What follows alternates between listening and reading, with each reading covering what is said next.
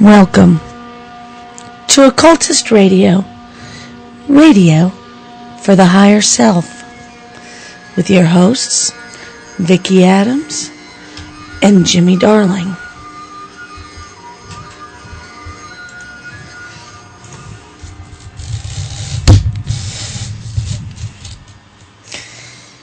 You fussing with the mic? No. Proofless. Well, it's another week of Occultist Radio, but something's new. What's new, pussycat? Whoa. We're actually on our own server now. We are our own radio station. Mm-hmm. We had an amicable split of differences of opinions on PQRN. And we wish them the best of luck. Mm-hmm. But we decided to take Occultist Radio and some other stuff, different direction, and to do some other stuff and get some more pagan bands. Well, we went back to the original plan. We've actually got a really long show tonight, but we've got a great show tonight. We've got first off, what we're going to do is, because we had some mess ups last week, we finally got those cleared up, and I think I think we got a stronger server this time. Mm-hmm. And we've done quite a few things. We're going to do the banishing rituals from Sumeria to Wicca. Mm-hmm. We're going to have a Q&A session. Mm-hmm. That means you get to ask us anything, or we have to answer off the hip. And then and what we'll be doing is we'll be stopping and starting in between the shows so that this can go up on Podomatic in sections instead of like 1 6-hour thing that your iPod goes ouch over. Because we do this on Podomatic, and that is occultistradio.podomatic.com. Those are all our archives from all our shows, mm-hmm. Which is really great. And then we're going to redo the Chakra thing, and I think the redoing of the Chakra thing. Our podcasts aren't gone. The Chakra thing is going to be great because we update. Our podcasts aren't gone. No, they're not. I mean, because we have our own podcast always. Our podcasts were hosted by we hosted our own podcasts, and they're all still there. They're all still right there. We didn't upload last week's because we're redoing that one tonight, so it wasn't. Don't know where you went to, Friday, but they're there. Yeah, and they'd be on the Occultist Radio. Website. About to post the link right here. Yeah. That's all our podcasts. We hosted them. Yeah. They were our podcasts. We hosted them. They're still there. Yeah. So no worries. No worries. There's no worries. I gotta change a few things. It says we're not on PQRN anymore. Yeah. We just gotta. Yeah. I just gotta change a couple of things. It puts us over to our website now. What about our own website? Just occultistradio.com. Oh, as soon as GoDaddy. Oh, yeah, as soon as they get there. GoDaddy is having a glitch, mm-hmm. and they won't let me upload any files. Otherwise, this whole thing would be on its own. It would be on occultistradio.com. Yeah. Instead of off of Panpipes. But whatever, we own both websites, so it really doesn't matter. Mm-hmm. We're doing a new. I did a layout so that you don't have to go to the Ustream, a different page for the Ustream. You need a real player to play this. If not, you can go to Audio Realm. And not a whole lot of difference between the other things. Oh, yeah. Yeah. Still in iTunes. We're still in iTunes. Nothing's changed. The only thing that's changed is we are now at panpipes.com/occultistradiochat.html.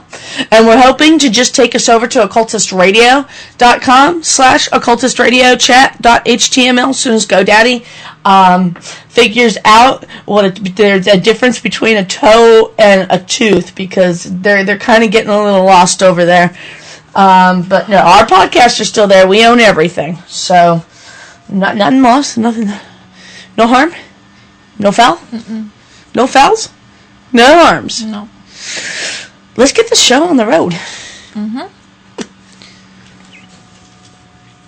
So Vicky. So what are we doing today, Brain? What we do every day, Pinky. Try to take over the world. Right, so we're covering quarter callings and such. So, I mean, I guess a lot of people ask, why does one do a quarter calling? You know? Well, that is a big that is a big question. Yeah. And, if you're going to do something like that, I wish you would give me a heads up, because somewhere around there I have a Pinky in the Brain theme. I'm sorry. I know, and I could have put it up, and for some reason I can't find it. What are you doing now? I'll keep meandering along. Oh, sure. Then I just come along too late, and it's like, yeah, that joke was already over, jackass. Do you want me to ask it again? No, because now it's just a setup thing. Now you're just lame. Now I'm just lame. That, and I still can't find it. So I'm going to have to put like all the little TV themes in there in one area. In case I throw it out at you. In case you do something else like that. Okay, so why does one do quarter calling? Where does it have its place within a ritual, and why do we do a ritual at all? You may be asking.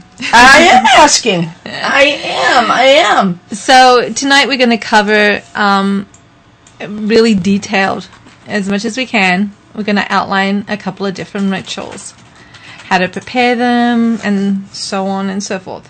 So, am I launching into this, or you? Launch right into it. Okay.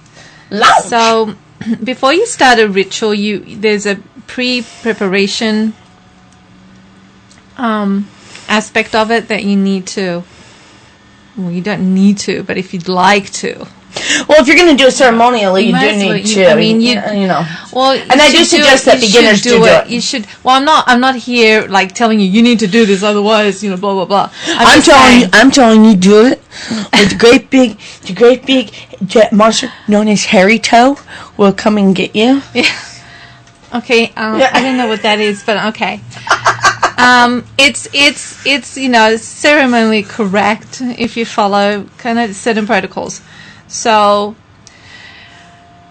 what the pre-preparedness, I mean, we'll cover something along the lines of, plan the ritual, basically, obviously, write and organize, and if you so wish, memorize and rehearse, your script. Some people, are cool with the script in hand. Some people like to, I like to take it off the top and see what comes. See what happens. Shoot from the hips and see what comes up. Like to have it memorized. They feel less distracted that way. I like to shoot from the hips though and watch everybody go, what word did she just make up? Yeah. In Australia, when we used to do rituals, public rituals, we had everything memorized, so it looked really, udala. So yeah, I sit back there and go, into the cycle, supercalifragilistic psychomasochism. And the whole circle looks at me and goes, what? And I'm like, water. Okay. Anyway, okay, so plan your ritual, write, organize, memorize if need be. If you're going to have a group participating or witnessing, of course, notify them. And assemble all your ritual needs, whether they be, tools, foods, wines, incenses, assemble all your tools. So, your robes, all that stuff. So prepare, and then next you prepare your space. So clean it, move furniture if need be. If you're doing it in a hall, if you're doing a public ritual, get your permit. I want to move furniture. Get your permit. If you or rent your hall and all that, just all that mundane stuff. Like I said, have all your tools, and then obviously you set up your altar. So you do all that pre-prep ritual stuff. So, and then of course there comes to preparing the self. So ritually bathe, meditate, align, focus, fast if you wish. Some people do like to do that. Creates a higher vibration for themselves. And of course, dress or undress for the occasion, for those who like to work skyclad. I would like to do it undressed, but then I would frighten people. You stop. People don't need to see that nightmare. But it's time to get off your phone. I'm answering questions. All right, we're going to cover the ritual preparation at this point. It. Oh, stretch the arms. I know, she's being like totally unfocused elsewhere. Yeah. Stretch this out. Okay, I'm ready to go. And those were my knuckles. All right. I have a sense of humor on the show. You're going to need it. So let's just cover the ritual prep. So the ritual and the ritual prep. You want to attune all the participants. Now, how you can attune all the participants? You can do something like a breathing unison. Mm-hmm. Sometimes we've done the things where we've made people do the 7 breaths in, 7 breaths out, all at once. You can chant, such as, and like we're going to teach helps connect everyone too when they're present. Yeah. Well, it connects them to what it does is it grounds them to the universe, to their feet. It holds them to their higher and subtle selves to their head, and then it connects them to all the subtle and living energies that are around them, and so you can do the 7-second breaths in, 7-second breaths out. Some people prefer to do 5.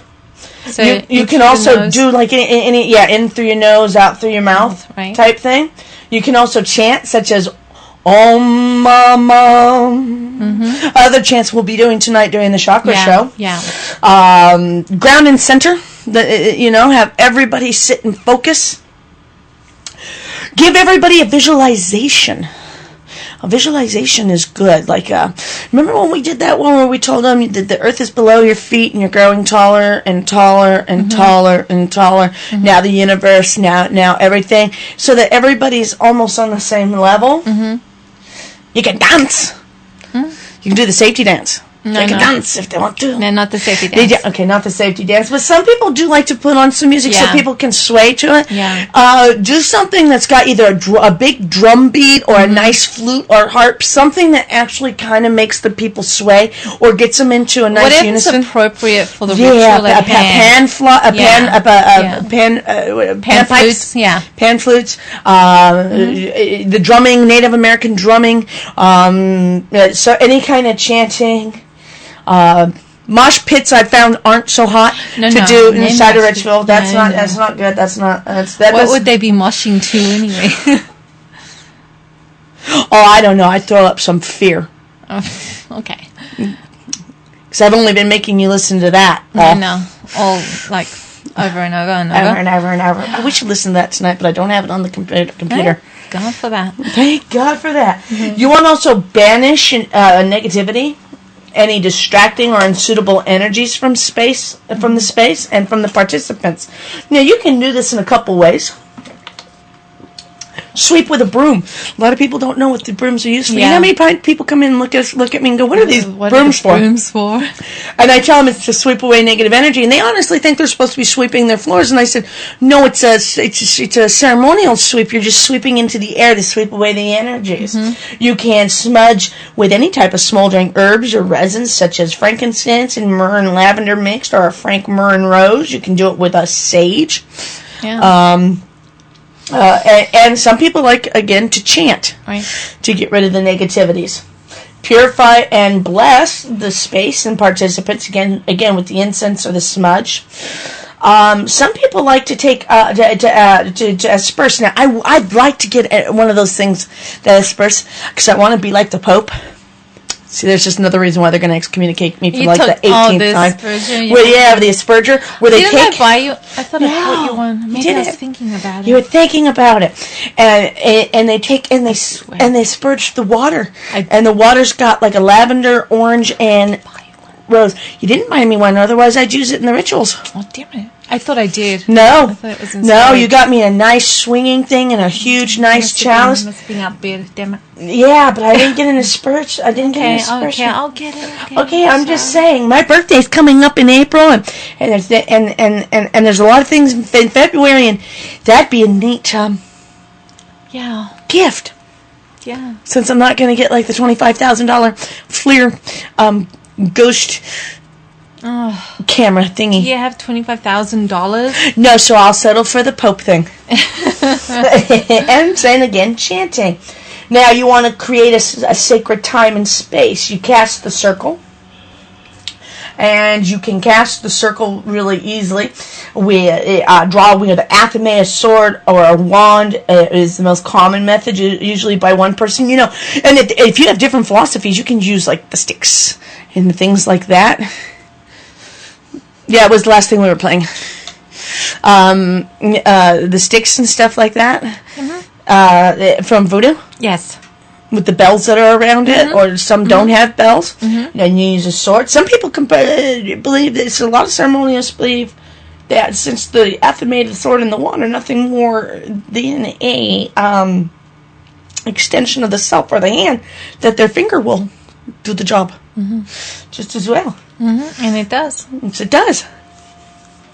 You can use stones, candles, shells, fruits, and vegetables to mark boundaries. I've seen some people scatter grain, cornmeal, sand, salt, flower petals, and herbs in the circular pattern, so that people have a visual of where the circle actually is. Sometimes that's helpful. Some people will dance the circle into being. In other words, all the participants start a spiral dance. Right. That create the circle. These are all just so many great things that you can do, and you can combine, or you can forget about some of these, or whatever you want to do. You can combine circle casting, quarter calling, visualization, and everybody dancing all into one, and throw rose petals. I think it'd be pretty. Then you want to call in the quarters. Now, you can do this by calling in either guardians, elements, angels, directions. A lot of people don't know that it doesn't have to all just be elements. Standard quarter calls, poems, and chants, which are used unaltered for every ritual, are out there. You know, I call into the west of the water and stuff like that. You can even find those in the Levi's books. There's other ones that you can find. I like, you know what I like? I like to take some of the classical stuff when we do a ritual, and I like for us to kind of get a little creative with it. Do you know what I mean? Like when we do ours, you and I, we sit down, we write it, and we write it so that we're writing it into, we're taking the classical. I mean, we don't forget Levi. Obviously. How can we forget Levi? Can't forget the Levi. And we add in a wee bit of a little voodoo into some ceremonies, or Norse or traditions that and that we play with fit it into what's at hand. You know, and we play with it, and it's okay to do that. And of course, you can, like you can do quarter calls to suit the season too, or the mythos that you're working with, or the purpose of the ritual. Right. Call appropriate deities down. Like I think we did one where we called when we called the quarters, into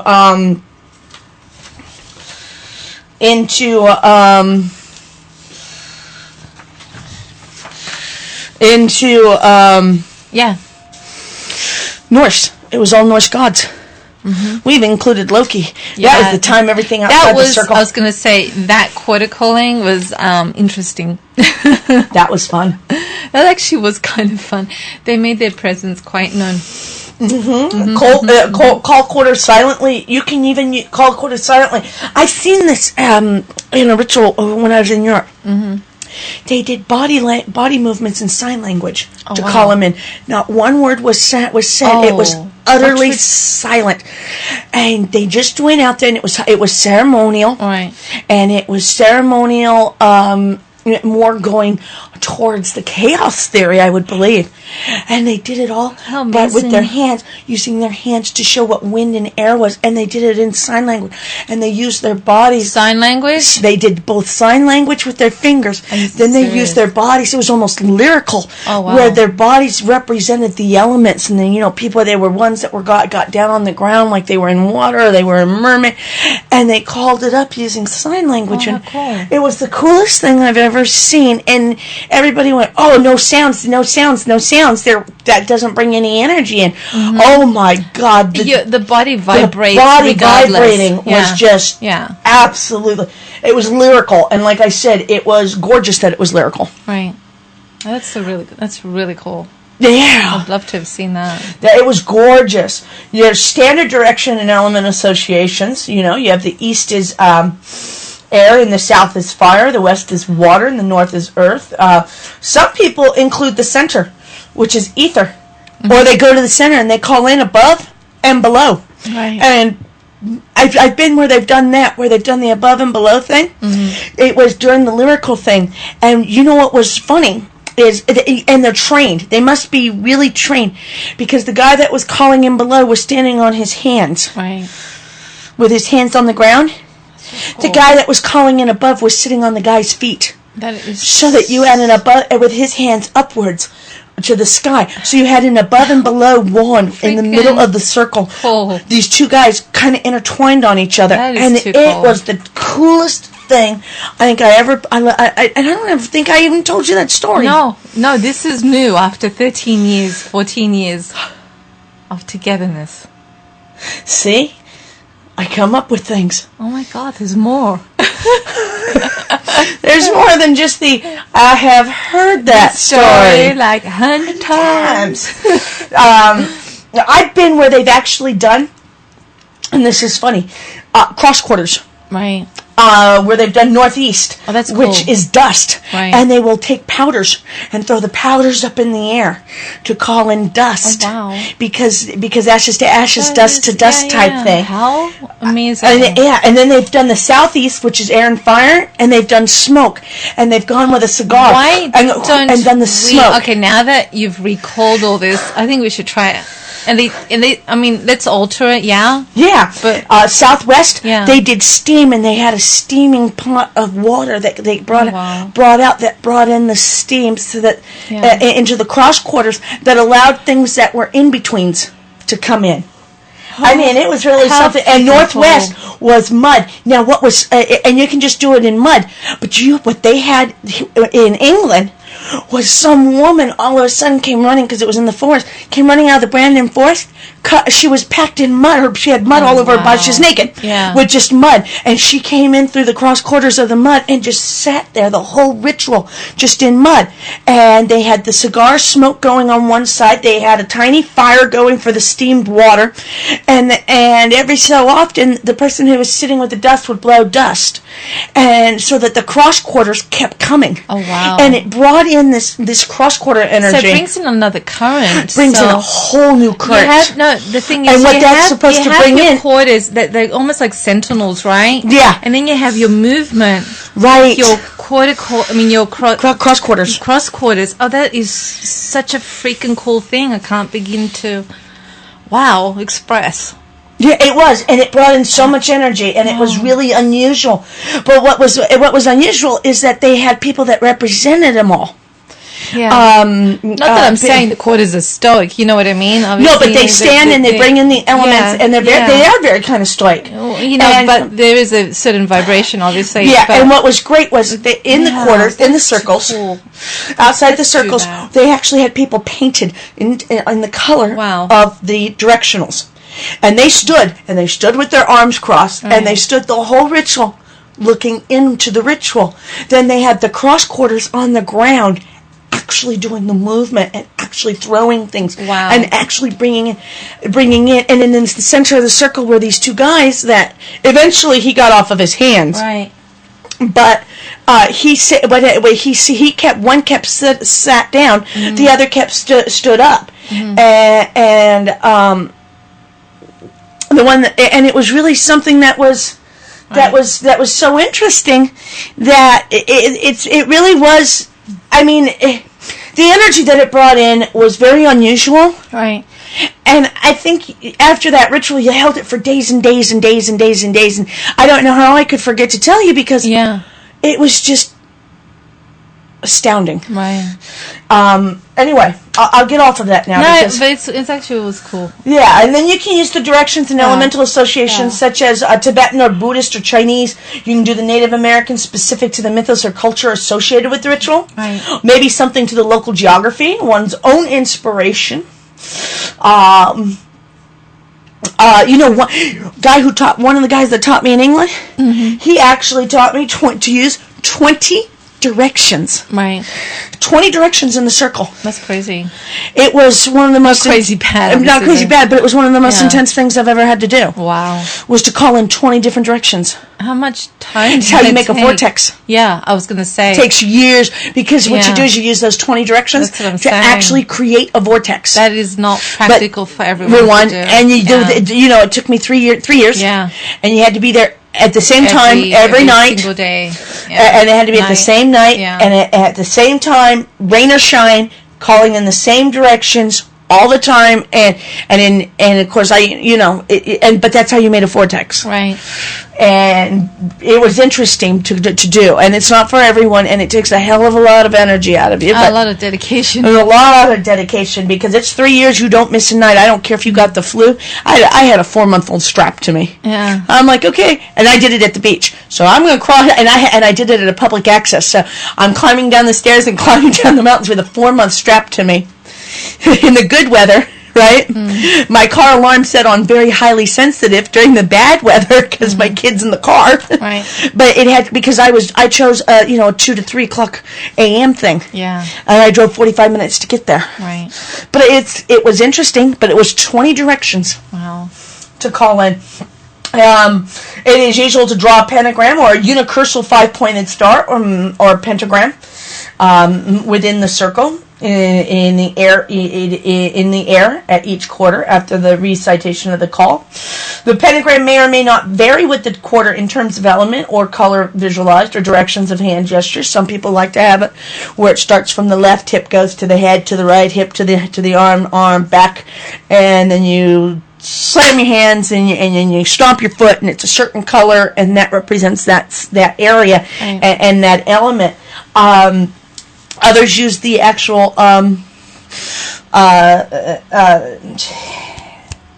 unicursal hexagram to do it. Okay.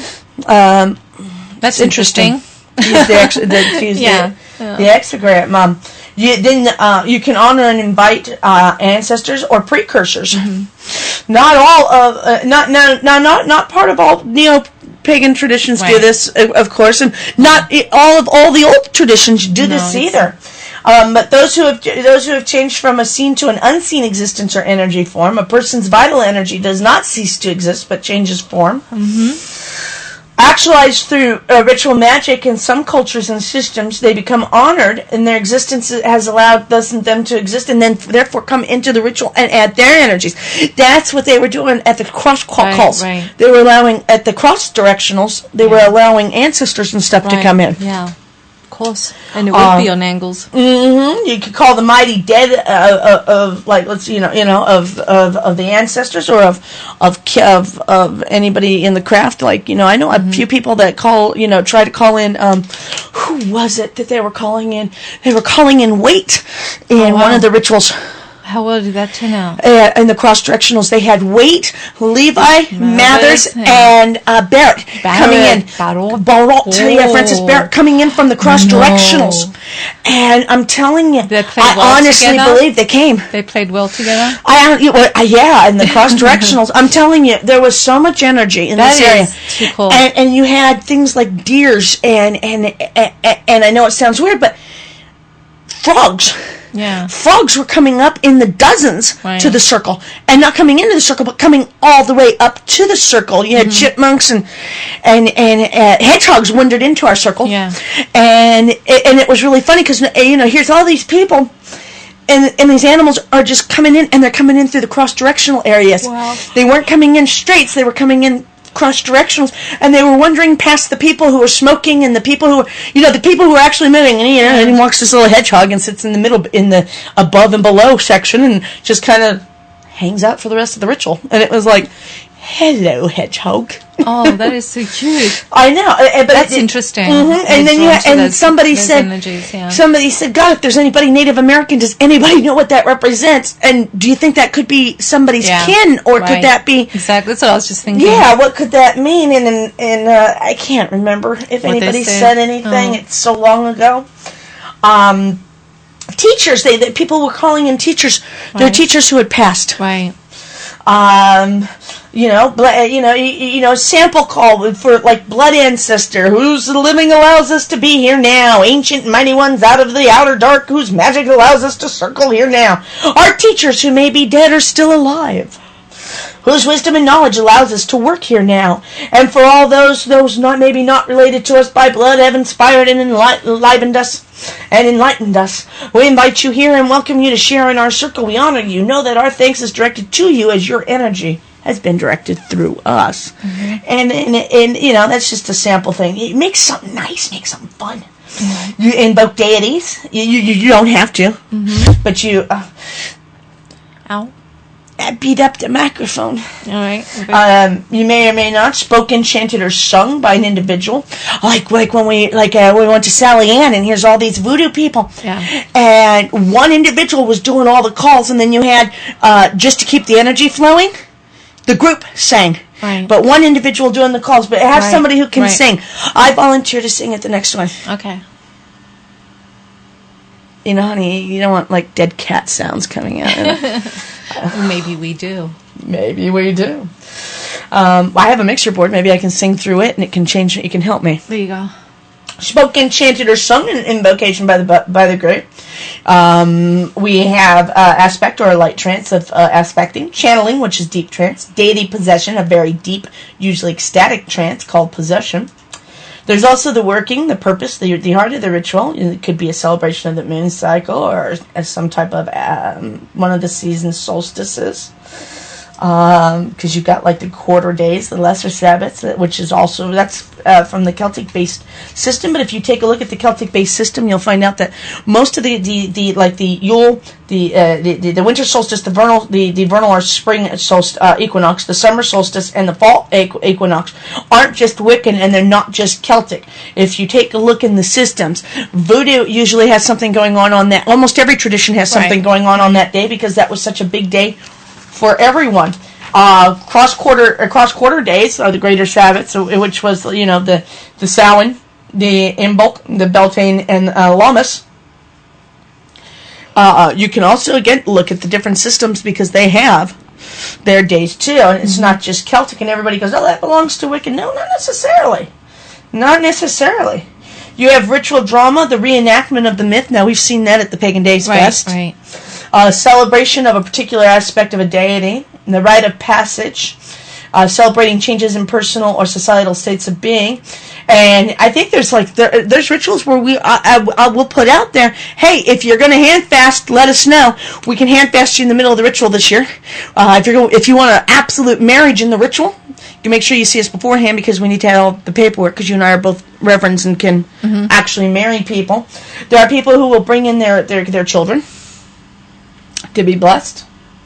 You have guided visualization on path working to ground, cleanse, focus, induce light trance, heal, even raise energy, decide where it should fall within the ritual, so that you know where, and then the magic, what you want, the developing a particular quality in yourselves, the ecstatic trance to perform the magic, and then the raising and directing of the energy, state the purpose, raise the energy. Now this could be silent, non-verbal sounds like hummings, laughter. That's how we usually break the circle, with a huge ha-ha.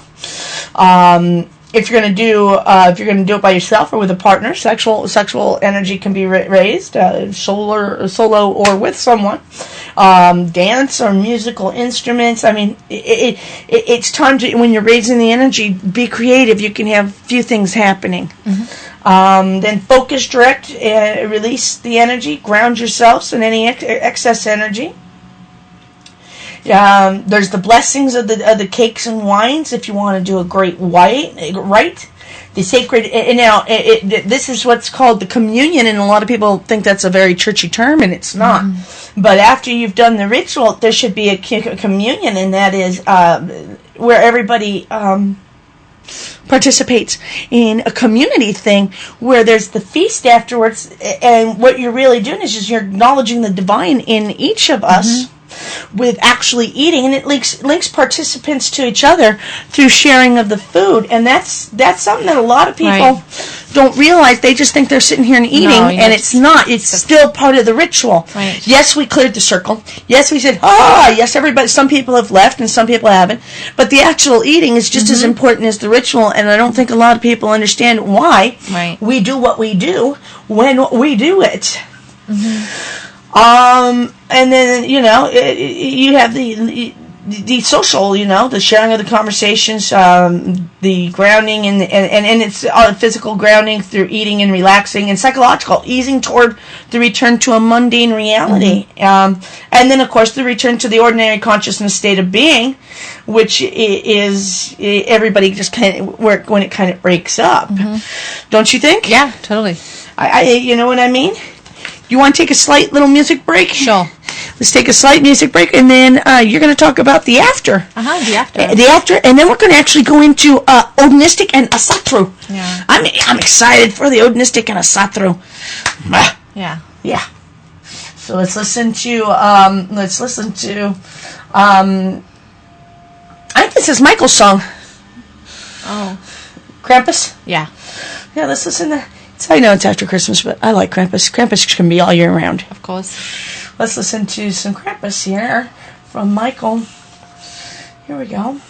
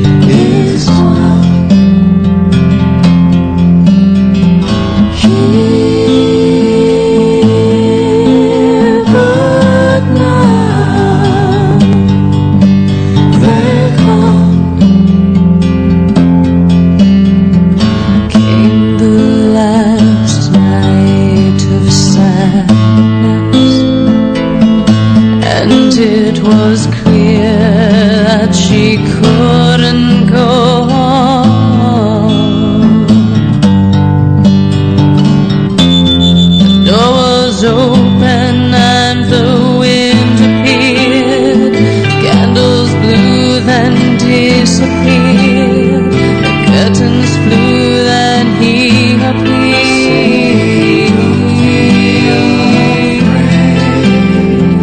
Come on, maiden. And she ran to him.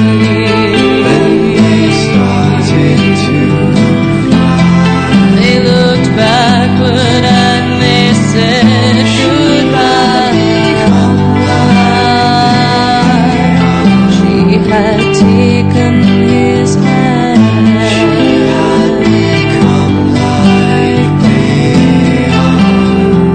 Come on, maiden.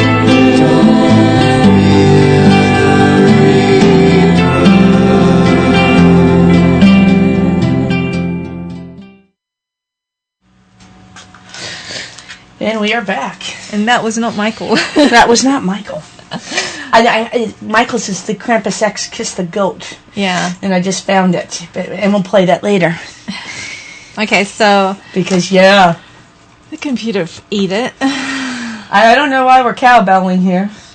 I don't think I have a cowbell. Anyway, once you're done with your circle, you know, basically, you know, you have your socializing, cleaning up, and all that stuff, and putting away of all the ritual tools and, you know, the just general stuff, chairs and all that. Just the, you know, like the stuff. And then there's your magical aspect, you know, such as your 24-hour rule, which is, you know, you don't talk about the magical work for at least 24 hours afterwards. And then there's your acting in accord, so which is basically taking action in the Monday world to bring about the goal of the magical working. So, you know, you have to help yourself out there. Yeah. Do you want to explain the kids? We're going to go into that or no? Okay. Oops. I mean, we're going to have incenses and stuff for each of the callings inside little kits, but I don't know when we're going to have them ready yet. Yeah. And because that's a lot of thinking, so give me 2 weeks on that. Give us a couple of weeks. Yeah, give us 2 weeks. No. Maybe. Yeah. Give us 2 weeks We to have the kits ready for this. But we've got the kits for the retrograde.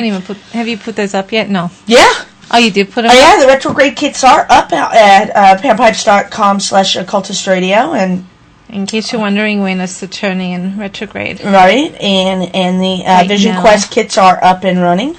Okay. So I did do that. So how about we I did that while building a radio station. Okay. Yes, because I'm a pope. You're a pope? I need that pope thing because I'm a god. You don't need the thing to be a god.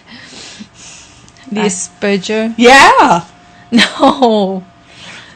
I spurged you and the bunnies. All right. Well, I'm sure the bunnies have already spurged us. I spurge back. You know what? Don't worry about it. It's not a spurging contest here. We're having a spurging contest later this evening. Okay, let's go into some odonistic and asatru. I like those. Asatru, right? Asatru.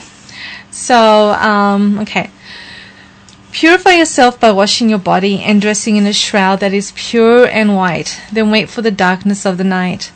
After the descent of the sun, position yourself before a luminous object. This may be a source of light from, say, like a candle or a bonfire, or even like the night sky if there's enough stars out and you're away from the city lights. There was out there in the desert when we went to go see the... the comets. The comets. There was lots of light. There was lots of lights, wasn't there? Uh-huh. You hung out the car window to watch the lights. Yes, I did. And it was bright enough. Yeah. Enough to throw shadows. Yes, it was.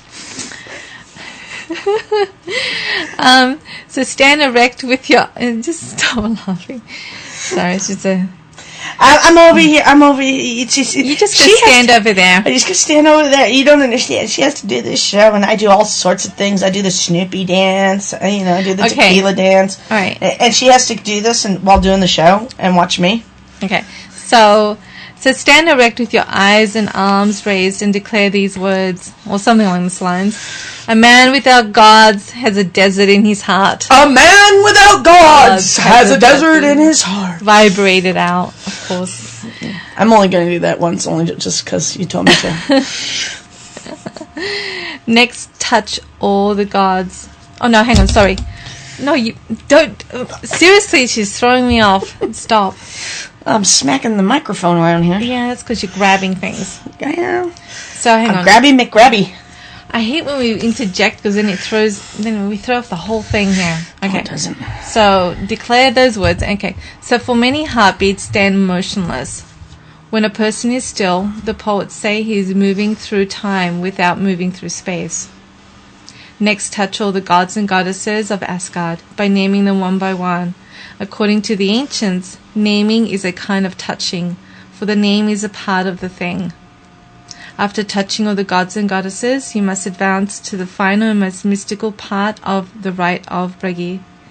Still standing before a luminous object, select one... Why did I look up? Still standing for a luminous object, select one god or one goddess from the sacred pantheon. Then in the cauldron of thought, in the crucible called imagination, visualize yourself as the deity that has been selected. If the visualization is successful, if you literally see yourself as one of the gods or goddesses, you will experience the glimpse of extraordinary beauty, and you will be enveloped and penetrated by the thoughts of the god or goddess. See, you're touching and penetrating, and I'm just, oh God. Goodness. Well, it was Odinistic, wasn't it? Oh, yeah. So there we go. We can fit that right in. Asgard gods and goddesses consist of the Aesir and the Vanir. So in the Aesir, you have Odin, Vili, Tyr, Thor, Jod, Freyr, Heimdall, Loki, Bragi, Forseti, Vidar, Vali, Baldur, Hod, Hermod, Mimir, I like Mimir, Magnai, and Modai. Wow. You liked it so much you named a cat that. I did. And you did not. You named it after a goetic demon, and it shows. Yeah, I know. It wasn't the most clever thing you thought of the time. Let's name this cat after a demon and see what happens. Let's name both of them after a demon and see how well they behave. So they're like the twin terrors. Yeah, she's very musical, and he's very furry. I told her no, and she peed in my fish tank and killed all my fish. She sung to the fish first. Before she killed them. And then I yelled no, and she peed in my shoe. All right, well, that's what happens when you name cats after goetic demons. Now I just look at her and go, aren't you cute? They're like, this is not a worthy vessel, dear. I just look at the cats now and go, good cat. No, I don't care if they're shredding something. Isn't that a good cat? That's a cute cat. Vicky, look at what your cat's doing. Look at what one of your demons is. The Vanir is this Freya, Idun. I can't even read my writing. Vasir? Where are you at? Ew. That's a scroll right there. Oh. Can you read it? That looks like the printer screwed up a little bit. It's Golvieg.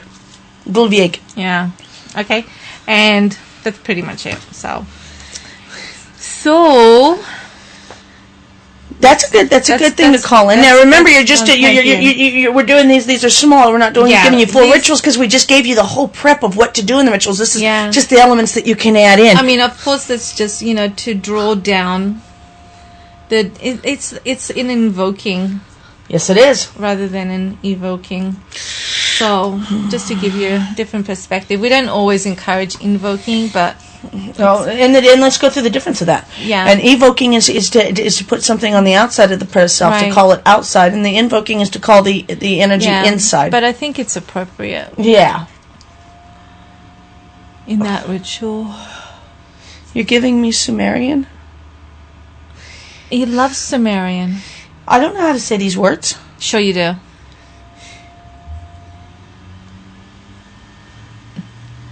Of course you do. You teach Sumerian. Come on, let's go. Just clap your hands. So, I said... I want a glass. Yeah. Oh, I'm sorry. My bad. Glass of water, James. Okay. In Sumeria, there's a couple of parts there, and one of them is the invocation of the Watcher. Now, the invocation is to be made during the beginning of any ceremony. The Watcher is actually summoned to watch or guard the gate or circle, and washed my tongue, the gel's not working again. The sword is to be thrust into the ground in the northeast section. You raise the copper dagger, which is the dagger of Inanna, and proclaim in the invocation in a very clear voice, I am Saratu. I conjure thee by fire of Gira, in the veils of sunken Valurni, and by the lights of Shamash. I call thee here before me, invisible shadow, in beholdable form, to watch and protect this sacred circle, the holy gate of, and of course you have to put your name in there, we'll just go, in the name of the holy gate of Vicky. That's fine. How come you get to get candy? May he of the name unspeakable, the number unknowable, whom no man hath seen at any time, who no geometer can measure, whom no person hath ever call thee here now. Rise thee up, Anu, I summon thee. Rise thee up, Anil, I summon thee. Rise up, by Inky, I summon thee. Cease to be the sleeper of Igura. Cease to lie unwaking beneath the mountains of Kur. Rise up from the pits of the ancient Holocaust, and rise up from the old abyss of Nar Maratu. Come by Anu, come by Anil, come by Inky. In the name of the covenant, come and rise up before me. I am Asaratu, I am Asaratu, I am Asaratu. Zikia Kampa, Barogolamath Kia Shta. At this point, the Watcher will come and stand outside the gate or circle until such time he has been given license to depart by striking your left hand onto the hilt of the sword, saying, Bara ma saratu bara! You actually release the Watcher. And it's really important that you release the Watcher. Well, do you want to take the Sumerian concentration? No, I think you should take the Sumerian. Isn't that... That's the circle consecration? No, it's... Why don't you do it? You're more dramatic than I am. I'm not sure that I just didn't get insulted. What makes you think I was insulted? Dramatic. You are more dramatic, and I think it calls for drama. A dramatic tone. There you go. Okay, thank you. I like that better.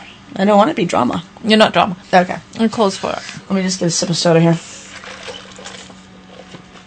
Then you would actually consecrate the circle in Sumerian. Now, Sumerian is very specific.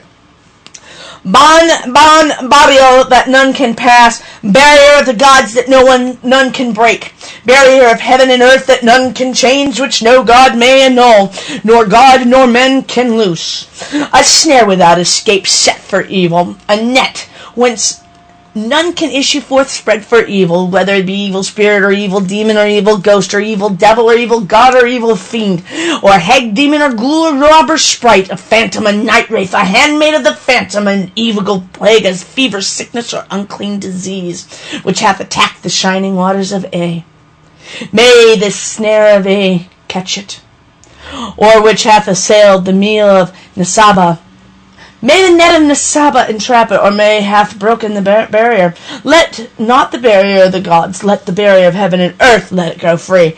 And which reverence not the great gods, may the great gods entrap it. May the great gods curse it, or which attacketh the house.